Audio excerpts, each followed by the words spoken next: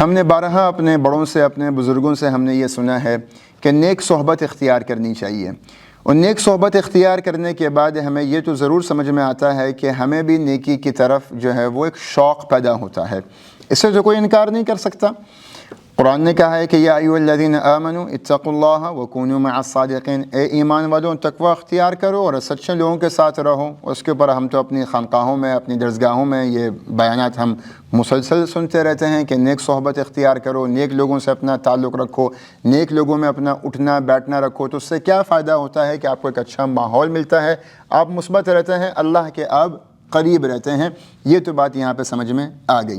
مگر میں ایک اور چیز کا اس میں اضافہ کرنا چاہوں گا، اور وہ میرے اپنے الفاظ نہیں ہیں، میں اس کو قرآن سے ہی استدلال کروں گا۔ صرف نیک اور صالح لوگوں سے دوستی کرنا کافی نہیں ہے۔ اگر میرے ارد گرد ایسا کوئی دوست ہے جو کہ بہت نمازیں پڑھتا ہے، زکوٰۃ دیتا ہے، خیرات کرتا ہے، سارے نیک کام کرتا ہے، شراب نہیں پیتا، کسی مغلظات میں نہیں ہے، گالی نہیں دیتا، سگریٹ نہیں پیتا، ماں باپ کا وہ نافرمان بھی نہیں ہے، ایماندار ہے، شریف ہے، عزت دار ہے، خوددار ہے، باوقار زندگی گزار رہا ہے، اور اللہ تعالیٰ نے اس کو اتنی خوشیاں اور ایسی بامراد زندگی دی ہوئی ہے، میں اس کو اپنا آئیڈیل بھی سمجھتا ہوں۔ مگر ان تمام صفات کے بعد اگر اس کے اندر ایک چیز مسنگ ہے، وہ کیا مسنگ ہے؟ کہ کچھ لوگ اپنے آپ میں تو بہت نیک ہوتے ہیں مگر وہ دوسروں کی نیکی یا دوسروں کی کامیابی کا سبب نہیں بنتے ہیں۔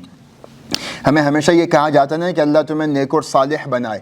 تو میں ہمیشہ اس جملے کو ٹوکتا رہا ہوں، میں جن لوگوں نے مجھے یہ دعائیں دی ہیں میں ان کو یہ ٹوکتا رہا ہوں کہ مجھے صرف اللہ نیک اور صالح نہ بنائے، نیک اور صالح کے ساتھ ہمیں مصلح بھی بنائے، کیونکہ قرآن نے ہمیں یہ حکم دیا ہے اور قرآن نے ہمیں یہ اعزاز دیا ہے کہ تم امت محمدیہ مصطفیٰ صلی اللہ علیہ وسلم کی امت اس وجہ سے ہو کیونکہ تم نیکی کے طرف دعوت دیتے ہو، تم برائی سے روکتے ہو۔ اگر میں اپنے آپ میں نیک ہوں اور صالح ہوں مگر میں دوسروں کی اصلاح کی فکر نہیں کرتا تو بہت کچھ ہے میری زندگی میں جو مسنگ ہے،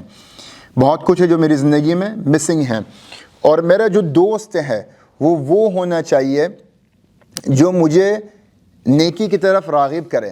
جو مجھے اچھائی کی طرف مجھے راغب کرے، جو مجھے صحیح راستہ دکھائے۔ عربی میں کہتے ہیں کہ الصدیق من صدقک ولیس من صدقک،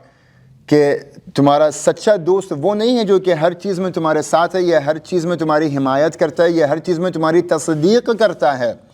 بلکہ تمہارا سچا دوست وہ ہے کہ جو تمہیں صحیح راہ دکھاتا ہے۔ اگر تم غلط ہو تو اگر تم جھوٹ بول رہے ہو یا کچھ غلط کر رہے ہو تو تمہیں پھر وہ سچ اور صحیح راستہ دکھائے گا۔ ہمارے کتنے سارے ایسے نیک دوست ہیں، کتنے ہمارے اچھے دوست ہیں، مگر ان دوستوں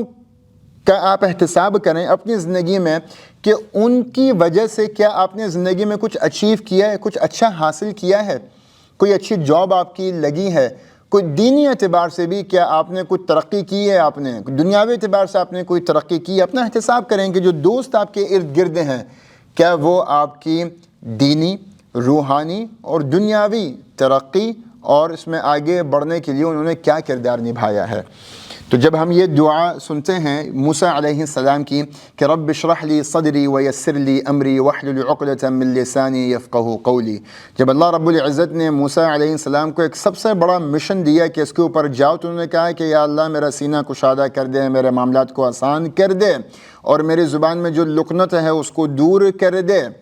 اس کے ساتھ ساتھ اپنی تقویت کے لیے جس ساتھی کا انہوں نے تقاضا کیا، وَجَعَلْ لِي وَزِيرًا مِّنْ أَهْلِي هَارُونَ أَخِي، مجھے ایک نائب دے، مجھے میرا ایک ساتھی دے، میرا بھائی، میرا ساتھی ہو۔ کیوں؟ اشدد به أزری وأشركه في أمری كي نسبحك كثيرا ونذكرك كثيرا إنك كنت بنا بصيرا۔ تو موسیٰ علیہ السلام نے ہارون علیہ السلام کا ساتھ مانگا، کیونکہ ہارون علیہ السلام کے ساتھ سے موسیٰ علیہ السلام کو تقویت حاصل ہو رہی تھی۔ میرے اور آپ کے ارد گرد میں اگر ہمارے کچھ اچھے اور نیک دوست ہیں جو اپنے آپ میں صرف نیک ہیں مگر ان کی نیکی کا اثر مجھ پہ نہیں پڑتا، اپنے آپ میں تو وہ ایک کامیاب بزنس مین ہے، اپنے آپ میں تو وہ کامیاب جو ہے وہ ایک یہ بہت اچھی سفسٹیکیٹڈ جاب کر رہے ہیں، وہ ان کے بچے اعلیٰ تعلیم یافتہ ہیں، ان کی بیٹیوں کے اچھے گھروں میں رشتے ہو رہے ہیں، شادیاں ہو رہی ہیں، مگر آپ ہر اعتبار سے سٹرگل کر رہے ہیں اور وہ آپ کو کوئی صحیح راہ نہیں دکھا رہا، وہ آپ کو صحیح مشورہ نہیں دے رہا، تو میں یہ سمجھتا ہوں کہ وہ نیک تو ہے مگر اس کی نیکی کا اثر آپ کی زندگی میں اس وجہ سے نہیں پڑ رہا کیونکہ وہ صرف صالح ہے، مصلح نہیں ہے۔